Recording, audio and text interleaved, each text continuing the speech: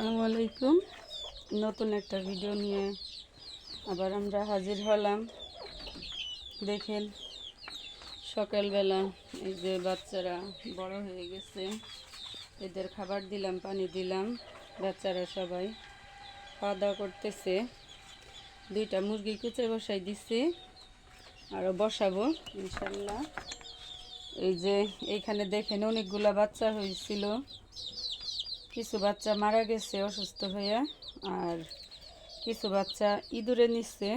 এই যে দেখেন অনেক বড় গর্ত করছে ইঁদুরে বাচ্চা নেওয়ার জন্য। আজকে রাত্রে গর্ত করছে, বাচ্চা নিয়ে যাব কিন্তু নিতে পারে নাই।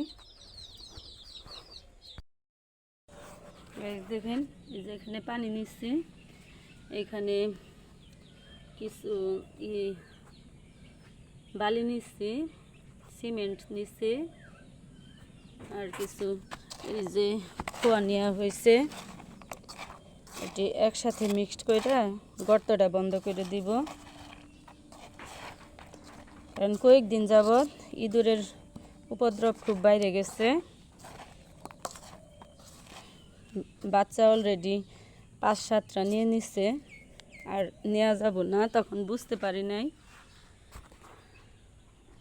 এই সবগুলা করতে হবে। দেখি এখানে এই যে বাচ্চারা এই নিচে নামো, বাচ্চারাও দুষ্ট হয়ে গেছে অনেক। নিয়ে গর্তটা বন্ধ করে দিব, কারণ বন্ধ করে যদি না দেই তাহলে সবগুলোই আস্তে আস্তে বাচ্চা এই কয়টাও রাখবো না, কারণ ভুল থেকে মানুষ অনেক কিছু শিখতে পারে। এই যে দেখেন কত বড় গর্ত করছে, এই যে দেখেন অনেক বড় গর্ত।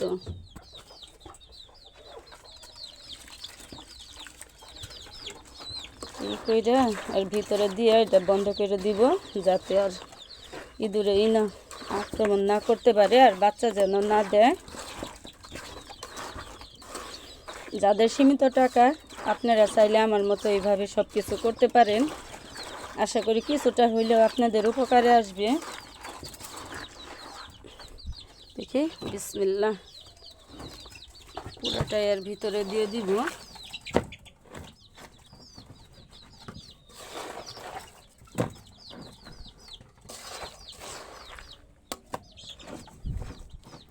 পুরোটা এর ভিতরে দিয়ে দিব। যাদের সীমিত টাকা, যাদের টাকা পয়সা একটু অল্প, তারা ইচ্ছা করলে আমার টিপসগুলো ফলো করতে পারেন, কিছুটা হইলেও উপকার পাবেন। আর যাদের আমি মনে করি মুরগির খামারে এত টাকা আপনার ইনভেস্ট না করাই ভালো, অল্প করে করে আস্তে আস্তে আপনারা শিখেন, অল্প করে করে আপনারা আস্তে আস্তে শিখেন, শেখার পরে তখন বেশি করে করেন। কারণ শুরুতেই যদি বেশি করে করেন তাহলে লস হওয়ার সম্মুখীন হবেন। এই যে এখানে গর্ত আরেকটা করছিল, এটা ওইভাবেই করে দিছি। এই যে এখন আর গর্ত করতে পারে না, এখন আর গর্ত করতে পারে না।